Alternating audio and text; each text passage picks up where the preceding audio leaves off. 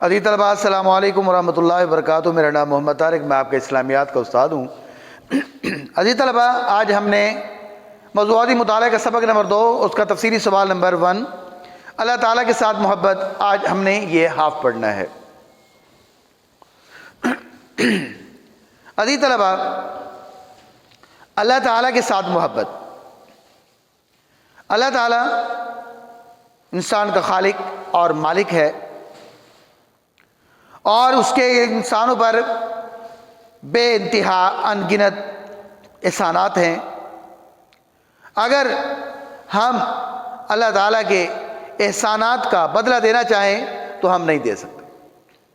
دیکھیں عزیز طلباء، اللہ تعالیٰ نے جنوں کو اور انسانوں کو اپنی عبادت کے لیے پیدا کیا ہے۔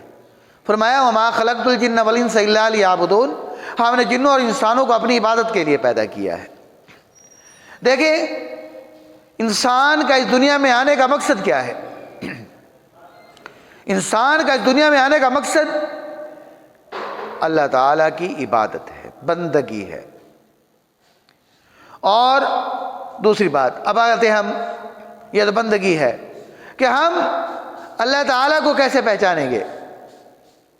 انسان کے اندر انسان اپنی ذات کو پہچان لے تو انسان بذات خود اللہ تعالیٰ کا تعارف ہے۔ دیکھیں بیٹا، ہمارے اس معاشرے کے اندر ہمہ قسمی لوگ موجود ہیں، ہر قسمی ذہانت کے ذہن رکھنے والے لوگ ہیں۔ کچھ ایسے لوگ بھی ہیں جو اللہ کی ذات کے منکر ہیں، کچھ ان کی صفات کے منکر ہیں، کوئی اس کے وجود کا منکر ہے، کوئی اس کے ساتھ شریک کرنے پر تلا ہوا ہے، اور کوئی بتوں کی پوجا کر رہا ہے، کوئی کیسا کر رہا ہے، کوئی کچھ کیسا کر رہا ہے۔ تو اللہ تعالیٰ نے ہر انسان کو اپنا تعارف کروایا ہے، پہچان کرائی ہے۔ فرمایا والا انسان تو من خلق السماوات والارض، اللہ تعالیٰ نے خود پہچان کراتے ہوئے کہا، تعارف کراتے ہوئے، اے میرے نبی صلی اللہ علیہ وسلم ان سے پوچھئے کہ زمین آسمان کو کس نے پیدا کیا؟ تو اللہ تعالیٰ خود جواب دیتا ہے، وہ کہتے ہیں لا یقولون اللہ، وہ کہیں گے اللہ تعالیٰ نے پیدا کیا۔ تو ایک ایک چیز کر کے کھول دیا اللہ تعالیٰ نے۔ پھر بھی اگر کوئی شخص اللہ کی ذات کو نہیں پہچان سکتا تو پھر وہ اندھا، عقل کا اندھا ہی ہے۔ تو اللہ تعالیٰ کے انسانوں پر بے شمار احسانات ہیں جن کا ہم حق ادا نہیں کر سکتے۔ تو انسان جب اپنے وجود اور اپنی کائنات کے ان گنت مظاہر پر غور کرتا ہے تو اسے دریافت کرنے میں کوئی دقت محسوس نہیں ہوتی۔ ہاں، شرط یہ ہے بیٹا کہ اس کے پاس عقل صالح ہو، عقل صحیح ہو، سمجھ صحیح ہو تو پھر تو ہے، ادروائز اب عقل ہونے کے باوجود بھی اگر کوئی اندھا بنا رہے اور اس کو کچھ سمجھ نہ آئے تو پھر اس میں اللہ کا کوئی قصور نہیں۔ کوئی قدرت رکھنے، پرورش کرنے، حکمت و دانائی چلانے والی ذات ضرور موجود ہے جو ان تمام پر حکمران ہے۔ کس کے اوپر؟ قدرت رکھنے، پرورش کرنے، حکمت اور دانائی عطا کرنے والی ذات ضرور موجود ہے جو ان تمام پر حکمران ہے اور انہیں قوت عطا کر رہی ہے، بڑھنے کی صلاحیت بخش رہی ہے۔ وہ ایک قدیر ہے، خالق ہے، رب ہے، حکیم ہے۔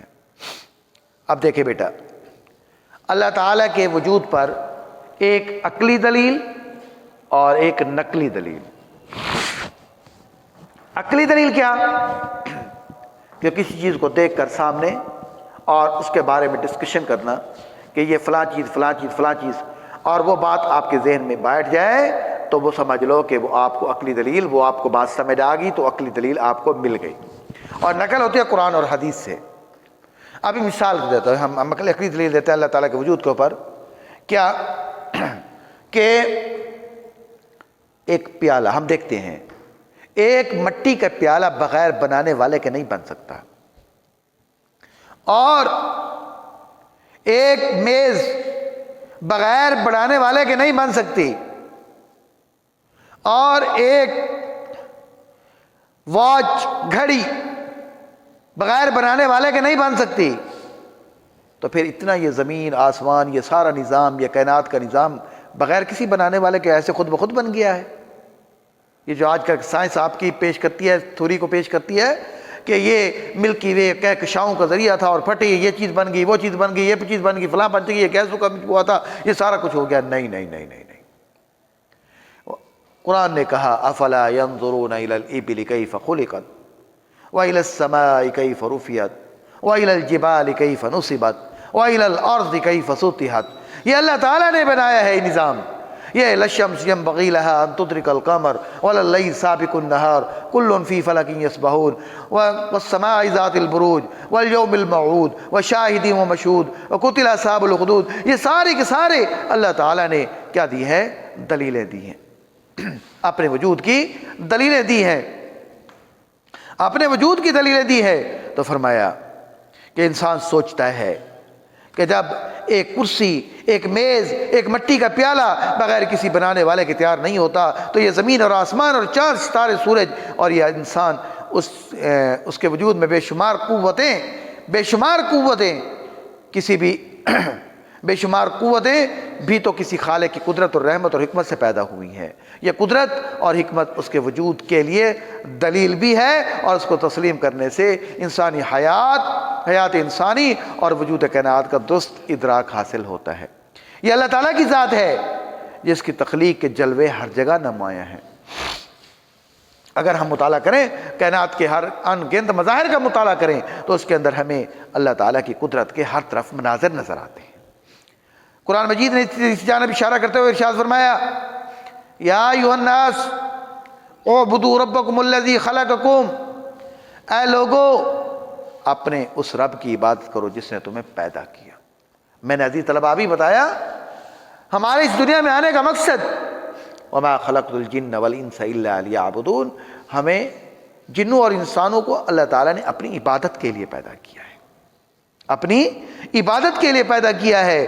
تو اللہ تعالیٰ نے خود فرمایا لوگو یا ایھا الناس اعبدوا ربکم الذی خلقکم، کہ تم اپنے رب کی عبادت کرو، اس رب کی عبادت کرو جس نے تم کو پیدا کیا. اب یہاں کوشچن بنے گا بیٹا عبادت اور بندگی کا تقاضا کیا ہے؟ عبادت اور بندگی کا تقاضا کیا ہے؟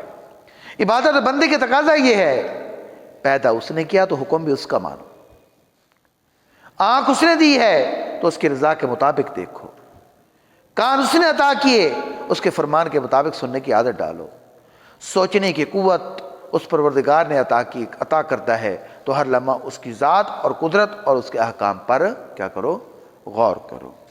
تو عزیز طلبہ آج ہم نے تفسیری سوال کا یہ ہاف یعنی آدھا حصہ پڑھا ہے، اللہ تعالیٰ کے ساتھ محبت. اس میں بیٹا دو کوشچن آئے ہیں. ایک کوشچن کہ اللہ تعالیٰ کی ذات پر عقلی دلیل تحریر کریں، اللہ کے وجود پر عقلی دلیل تحریر کریں. تو اس کے جواب کیا ہوگا؟ جب ایک کیا ہے کہ انسان سوچتا ہے کہ جب ایک کرسی، ایک میز اور ایک مٹی کے پیالہ بغیر بنانے والے کے نہیں بن سکتا تو یہ زمین آسمان چاند ستارے سورج یہ کیسے بن گئے؟ یہ اللہ تعالیٰ کے وجود کے اوپر عقلی دلیل ہے. پھر اس کے اندر دوسرا کویشچن یہ ہے کہ انسان کی عظمت کس چیز میں ہے؟ دوسرا کویشچن انسان کی عظمت اسی میں ہے کہ وہ اپنے خالق کو تسلیم کرے، اس کی محبت میں سرشار رہے اور اس کے احکامات پر عمل کرے. پھر تیسرا کویشچن یہ ہوگا کہ اب عبادت اور بندگی کا تقاضا کیا ہے؟ بیٹا یہ 3-4 کویشچن بطور ہوم ورک کے آپ لوگوں نے لکھنے ہیں. عبادت اور بندگی کا تقاضا کیا ہے؟ پیدا اس نے کیا تو حکم اسی کا مانو، آنکھ اس نے دی تو اس کی رضا کے مطابق دیکھو، کان اس نے دی عطا کیے تو اس کے فرمان کے مطابق سننے کی عادت ڈالو، اور سوچنے کی قوت اس پروردگار کی عطا کرتا ہے تو ہر لمحہ اس کی ذات اور قدرت اور اس کے احکام پر کیا کرو؟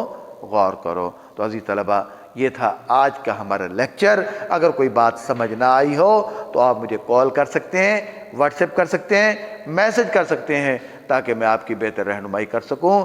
السلام علیکم ورحمۃ اللہ وبرکاتہ.